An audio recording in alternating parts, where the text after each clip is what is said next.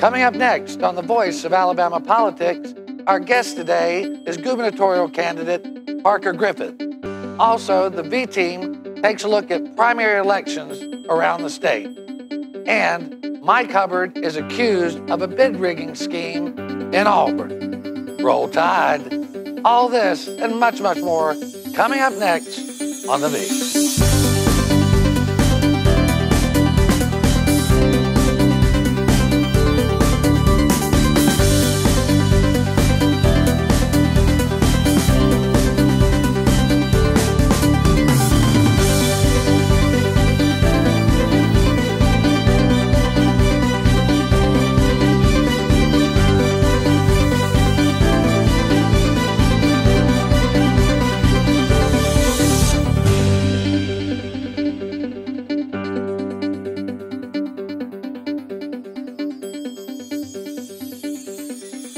Welcome to The Voice of Alabama Politics, where we tackle the tough issues so you have the hard facts.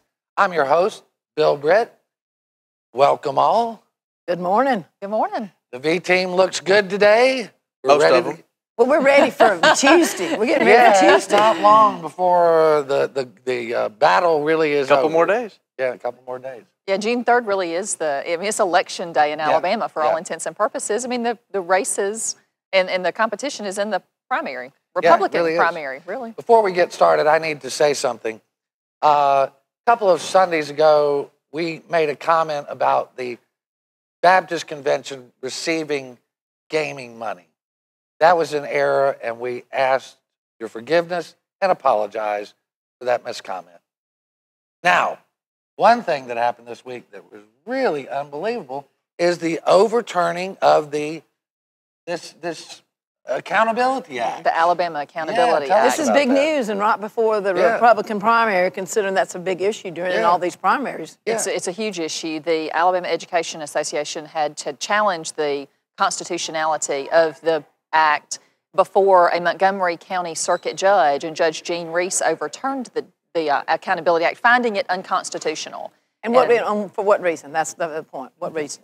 The ground that I have heard so far, and I haven't had a chance to read his opinion yet, is that it violated the one subject provision in the bill. You know, a bill in Alabama can only have one subject to be covered, and that was supposedly the ground for finding it unconstitutional. And I think he also cited the 3 readings rule, which was the beef a lot of people had with the bill, was that it didn't go through committee, it didn't go through the normal 3 readings. The standard procedures. Correct. Well, and I think this sounds right. I mean, because anybody who was there when this bill was pushed through knows that this went way outside of anything anyone had seen before. Wonder, is Bob Riley crying today? Does he have to give back that $20 million? He does not. The decision says that its provisions are prospective, and so it would not affect any of the tax credits that were used this past school year. But none going forward until they redo the bill. None going forward. And I expect that it will be appealed just as quickly as they can get to the courthouse. They'll probably seek a stay and an immediate appeal. Where do they go from here? Supreme Court? They go to the Supreme Court, and the Supreme Court's, been fairly favorable to Riley and Hubbard and that crowd. We'll see what happens. Well, Mike Hubbard, we had a tape on the Alabama Political Reporter the other day where he said we have 9 of 9 justices. He thinks they're his, so maybe that's the way it'll go. Speaking of justices, this week, Alabama Attorney General, we learned, has taken an indictment against 3 people who work for him away from the Greene County District Attorney. Charlanna, you know a lot about this. I do, and I'll give my standard disclaimer. I represent Greene Track in Greene County, and I also have an especially important disclaimer in this case was that I was involved in the lawsuit that actually resulted in the order from a judge who had been appointed by the Alabama Supreme Court, who found that 3 agents acting under the direction and control of Attorney General Luther Strange lied to him to procure a search warrant. And there is a little-known law in Alabama that if you lie to get a search warrant, it's against the law. And so these 3 agents were indicted by a Greene County grand jury that was impaneled by the Greene County District Attorney's Office. And within 3 weeks after the indictments were handed down, the Attorney General swooped in and moved to supervise, to assume control of the case from the Greene County DA. Now, Baron, this is not illegal, But it certainly stinks, doesn't it? Correct. It's not illegal, highly unusual. Highly unusual. The Attorney General in the state of Alabama has the authority over every prosecution in the state. He can come in and take over any prosecution any day. From any district attorney. From any district attorney. I would think most people looking at this, though, would say, wow, it's your own employees acting at your instruction and direction. Maybe you're not the one who should be investigating them. I think a more normal course would have been if he thought the DA was a little too close to the situation and how hotly contested it's been over there in Greene County, would be to take it away and do what he did in the Mike Hubbard case, which is get a supernumerary district attorney from far away in another part of the state to take care of it. It's a little fishy looking. Yeah, it just doesn't look good. And this is horribly bad judgment by Luther Strange. And here's the complaint that the people in Greene County have. They elected a judge. They elected a district judge. They've elected a district attorney. They've voted on bingo. And so at each of these stages, the Attorney General's office has in their minds, and I think there's a legitimate argument, has usurped those votes that the citizens of Greene County cast in favor of all of these public officials and all of these issues. Well, I think across the board, like Barron has said, he should have absolutely stepped back and gotten a supernumerary like Van Davis is going in Lee County, somebody from a different part of the state to come in and be objective in this case. But there's no, let me say this though, in defense of the local DA, there's no finding that he acted improper in any way in bringing these charges or getting the indictment from the Greene County. Greg Griggers does not live in Greene County. But this is the judge that Luther Strange wanted, right? It's the one that he had the Alabama Supreme Court appoint. Yeah. So, I mean, it's his judge. We only got about 2 minutes here on this thing. We had another big trial last week where the court, Marion Thompson, was hearing the case to overthrow the abortion clinic ruling that just came down from the Alabama legislature. Can you tell us a little bit about that? There are 2 issues that are the center of the trial. The first one is whether or not doctors who perform abortions at clinics in Alabama ought to have admitting privileges at a local emergency room, a local hospital. The second issue is whether or not these requirements place an undue burden on, and whether or not it would require the clinics to close down and place an undue burden on women who seek abortions in Alabama. There are 3 of the 5 abortion clinics who have said we will have to close our doors if the law stands. But isn't that really the point of this whole thing? Yeah, and that's fine. Close it down. Well, I know. And if you're pro-life, you shut them down, shut the doors, throw them out. Look, they want to perform surgery. They want to perform surgical procedures, I guess. They want to perform abortions, medical procedures. They need to have the same standards that every other outpatient surgical clinic has. And that's what the legislature has put here. And if they can't comply and make a profit, they need to go out of business. Well, a lot of controversial issues right now before the courts. We're going to see how it all ends up. You're watching The Voice of Alabama Politics. Our guest is Parker Griffith, who wants to be your governor. We'll be right back. The V is sponsored by Spot On Strategies Group.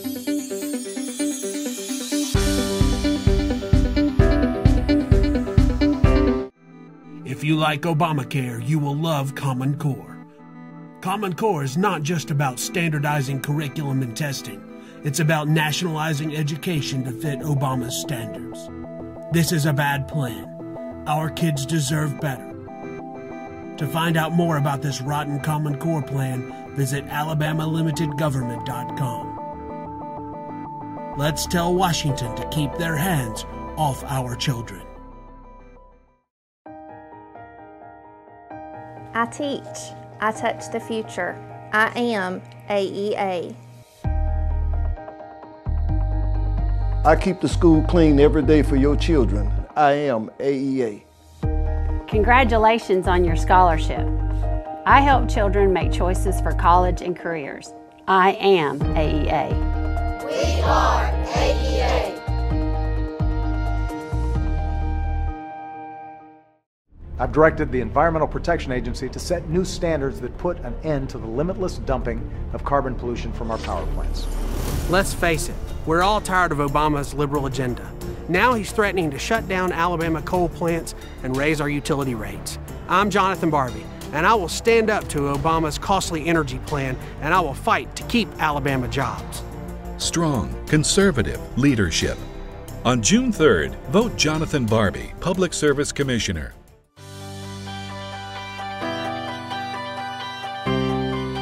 Welcome back to the Voice of Alabama Politics. Our guest today is gubernatorial candidate Parker Griffith. Thank you, sir, for joining us. Oh, it's great to be here. Thank you so much for having me. You have a tough road ahead, but you're willing to take the challenge. You've been a successful physician, a U.S. congressman, and now you want to lead Alabama into a new day. What's your thoughts on that? Well, my thoughts are that Alabama's been wonderful to me. America's been wonderful to me, and particularly Alabama.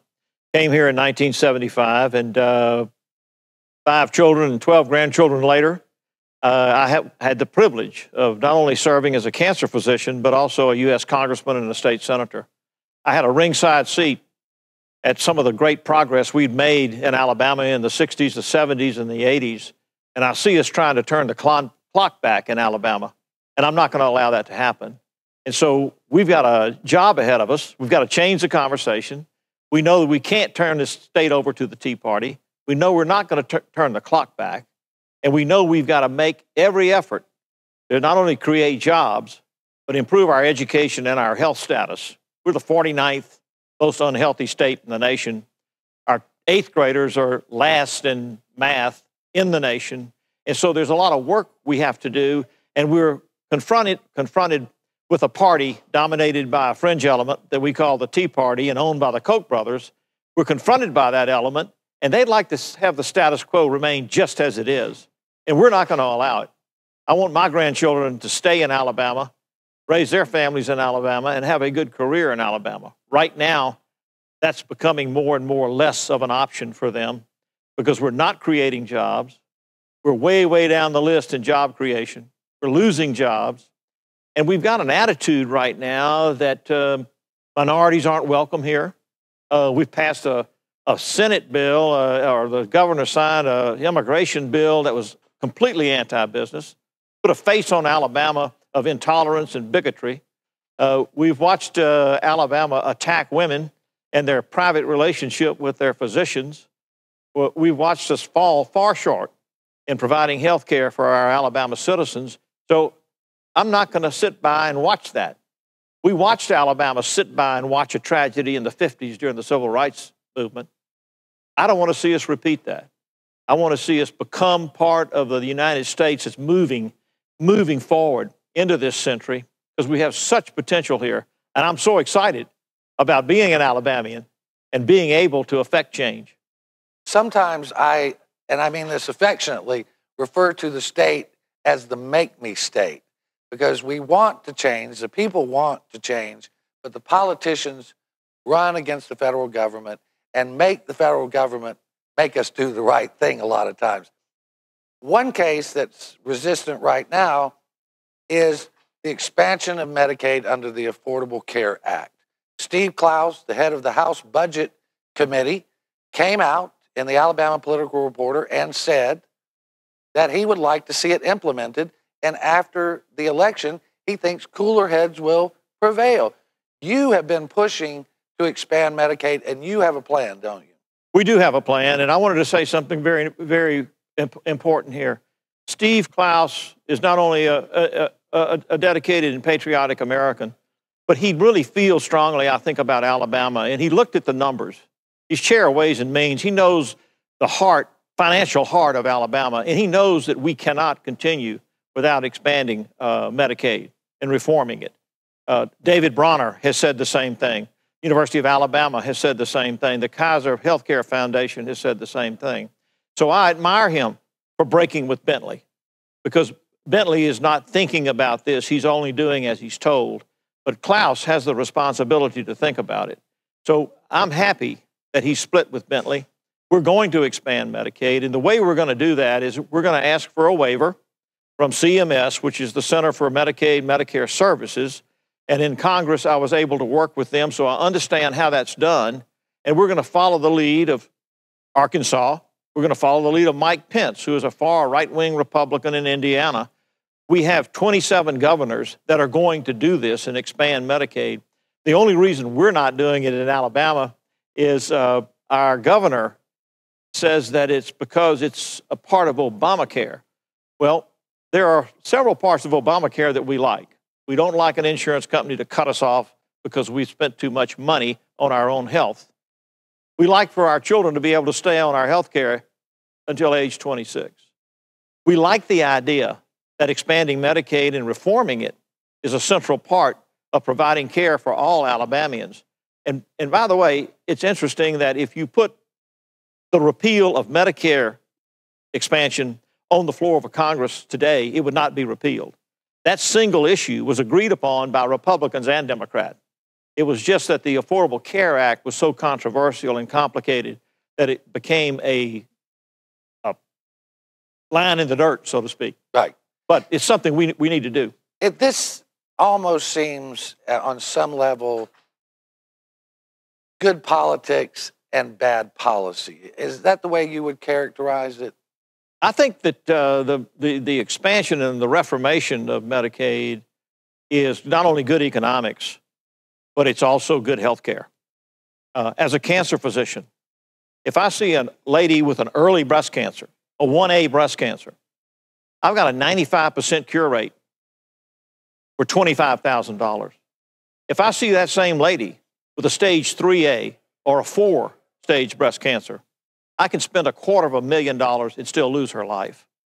The earlier we see disease, whether it be diabetes or hypertension or colon cancer, prostate cancer, breast cancer, all of those are less expensive when we see them early. So this argument, this silly argument that our governor is making that we can't afford it is completely not true.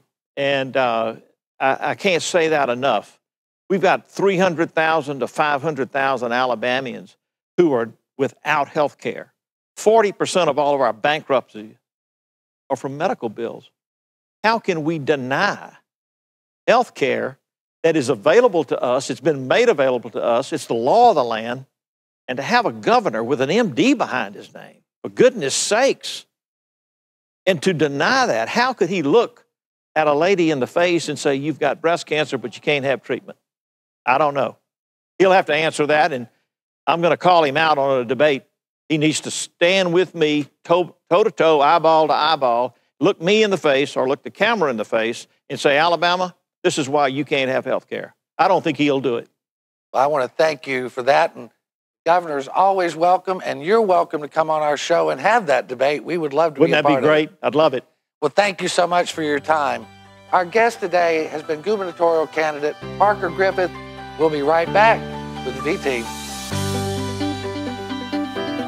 The V is sponsored by Jonathan Barbee for Public Service Commissioner and Mediaworks Communication video production services for all your video production needs.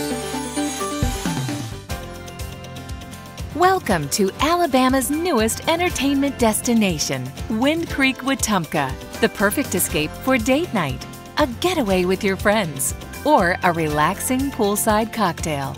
Whether it's a day trip to enjoy the best steak in Alabama or a romantic weekend, the finest Southern hospitality is just a short drive away. Wind Creek, Wetumpka. Find your winning moment. I've directed the Environmental Protection Agency to set new standards that put an end to the limitless dumping of carbon pollution from our power plants. Let's face it, we're all tired of Obama's liberal agenda. Now he's threatening to shut down Alabama coal plants and raise our utility rates. I'm Jonathan Barbee, and I will stand up to Obama's costly energy plan, and I will fight to keep Alabama jobs. Strong, conservative leadership. On June 3rd, vote Jonathan Barbee, Public Service Commissioner. I make sure to get your kids to school and home safe every day. I am AEA. I make sure your child receives a healthy meal each day. I am AEA. Thank you, AEA, for protecting our public schools and our futures. We are AEA.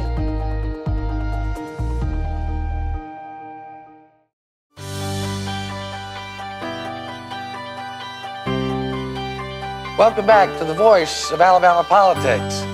Our guest, Parker Griffith, you know, whether you're Democrat or Republican or independent, he's an impressive individual. Enjoyable, fun to be around, gentlemen. I've worked in the legislative process when he was in the state senate. He's a perfectly nice guy. He'll liven up the debate. I don't know how that race is going to turn out. I think most of the experts are predicting a Bentley win. But you got two doctors. But I mean, you can't help but like Parker, and he's funny too. Yeah. He's they're both really nice guys. Very smart. I mean, and he wants to. He said, "I want to at least start a conversation." And I think that's legitimate. Yeah, I think that's absolutely legitimate. We got two doctors wanting to take care of Alabama. Well, you know, especially since the Accountability Act got thrown out. I mean, you have to reassess what's going on in the legislature here. Well, that was a snake bill. I mean, you know, half the legislators didn't have any idea what was going on. It happened in the dark They got of the hoodwinked, night. called into a back It was room. Nancy Pelosi politics right here in Alabama. They go with the snake Vote on it, and salesman. we'll find out later what it is. Yeah, that's the whole deal. Well, I tell you, we're down to the wire. We've only got a couple of days left of the horse race called the primary. And this primary really, for Alabama, all intents and purposes. It's the general elections, that's right. Buddy Mitchell, former executive director of Auburn's Government Affairs Operations, came out with a commercial this week that is devastating. Pretty hard hitting. Yeah, let's take a look at it. At the direction of a trustee, I delivered to Mike Hubbard the confidential proposals to broadcast Auburn sporting events. Hubbard used this knowledge to undercut his competitors and win multi-million-dollar contracts. Unfortunately, this deal cost our university millions of dollars. I'm telling this story now because I love Auburn and people need to know the truth. You can't trust Mike Hubbard. I don't know about y'all, but that is one of the hardest hitting commercials I've ever seen. What's your opinion, Jack? Well, it's having an impact, and our polling data showing that it's had quite a negative impact on Mike Hubbard. And his excuse up to now is not to say it's wrong, what he said is wrong, but to attack Buddy as a disgraced former lobbyist. Well, as I will always say, let's put the hay down with the goat skin in it. They both did wrong. You know, he shouldn't have given it to Mike, and Mike shouldn't have asked for it. So they both have done wrong. And there's just, I mean, the thing is, Buddy Mitchell's not an elected official. Mike Hubbard is the Speaker of the House. We have seen time and time again, pattern and practice. Mike will do what it takes to get to where he wants to, and he doesn't care what he does. I think she just hit the nail on the head. It shows a pattern. I mean, this is essentially a 10-year-old story, 10 or 12-year-old story that shows 10 or 12 years ago he was acting kind of in this thuggish manner. Yeah, and now all these things are coming to light with this Lee County grand jury and all these people going over and testifying, showing sort of a thuggish pattern now that lasts over a decade on this Power thing. hungry. Well, I think, you know, from my perspective, you know, we printed this story well over a year ago. Buddy Mitchell came out. Paul Davis did the story 4 years ago. He didn't mention Buddy by name. And the news media in Alabama acts like this is a new revelation. Oh, I know. It's been out there forever. It's most irresponsible and that's reporting probably I've ever seen. the biggest reaction to this thing is, wow, where's this been? Well, the late Paul Davis reported on this in 2010. Yeah, one of the reporters asked because they turn their cheek the other way, and they just act like it's not going on because they're being one controlled of them asked by one of our lawyers, our candidate's lawyer, well, why is this just now coming out? He said, no, it came out a year ago. Y'all just didn't cover it. Yeah, well, that's true. Well, I think Buddy's courageous. I know Buddy. I believe Buddy. Buddy told me he loved Auburn, and he did not want his grandchildren to have to live under somebody like Mike Hubbard. Well, and I know Buddy as well, and I don't know anyone on earth who loves Auburn University more than Buddy Mitchell. His email address has a famous Auburn football story. Even Mike Hubbard in an article said he bleeds orange and blue, and he's a good man and well respected. Now he's villainizing him. Oh well. Hubbard's from Georgia anyway. Yeah, What does he he's know? He's a Georgia boy. He's from out of state. He's a carpetbagger. Well, there are a lot of... egregious. That's egregious. They have a lot of hot races. I saw this great commercial with Senator Gerald Dial's running against Tim Sprayberry. Sprayberry, who's been a lifelong Republican, he's got Sprayberry in bed, literally, with Obama. Now, anybody who knows Tim Sprayberry knows he can't fit in a bed with anybody. He's about my size. He's my size. Now, y'all be nice. He's lost 50 pounds since he's been on the campaign trail. But the bottom line, he's been a lifelong Republican his entire life. And to me, it is unconscionable that they would try to say he is in bed with President It truly is Obama. egregious. Yeah. I mean, it is. Well, and then doing the same thing to Todd Greason up there and where he's running. Todd, pro-life. NRA endorsed. NRA endorsed. Family man, married, children, and he's been elected Republican for 16 years, and they want to tie him to Obama. They're trying to tie him to Obama. This must be ridiculous. And you know, and his opponent, you know, the single man and all of that, and who's getting all of his money from 2014 and Mike Hubbard's PAC. Well, he's also so getting money from a San Francisco. Let's go down the list. He's getting money from the San Francisco billionaire who is against Common Core. And no, it's for Common Core. It's for Common Core, yeah. And it's for charter schools. I mean, that's why they're going after him too. Well, that's the same. That's coming from Bob Riley's direction. Yeah, I mean, let's look at a couple. And there's a money angle in it for him. You can rest assured. Absolutely. Bob started weeping as soon as that judge made that ruling. He loses that $25 million. Well, not the first year, maybe the next year. Might have to ride off to Alaska. Yeah, ride to Alaska again.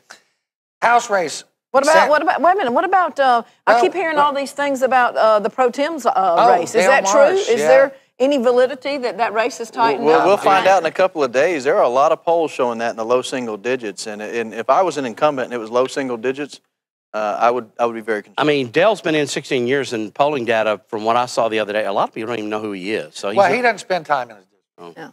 Okay, well, what about another one that I think is very highly contested, because we really do have a Democrat Obama guy, Tom Whatley, who serves in the legislature as a Republican, and we've got this, war veteran, former pilot, Andy Carter, who I think, my understanding from what I've seen, is really closed in the gap. Yeah, Andy Carter against Tom Whatley. Tom Whatley spent about $300,000. Over $400,000. $400,000 to try to save a seat. Of course, he gave money to Obama to get a job, so why not pay a $3,000 or $4,000? I mean, really, what? Yeah. What irritates me is he has campaigned in his military uniform. That is the most egregious and disgusting thing I've seen. He was out on Memorial Day in his uniform on should be a sacred day, campaigning in his military. And also use the NRA logo in his both, which are my understanding is the general counsel. He'd rather ask for forgiveness than permission, obviously. But nobody said Tom was not a sleaze, so there you have it. Well, it's just he's a disgrace. He really needs to go. But let's look at one last House race here, and that's the Sandy Toomer, Mike Hubbard. That's a tough one, right? It is a tough one. I mean, you talk about Tom Whatley spending $400,000. Mike Hubbard's closing in on $1 million spent to save a $45,000 a year House seat. Well, Mike will do anything to save his butt, but we got to get out of here. Listen, you've been watching The V, the voice of Alabama politics. We're here every Sunday on your ABC stations, and you can catch fresh stories every day at alreporter.com. Thank you for watching.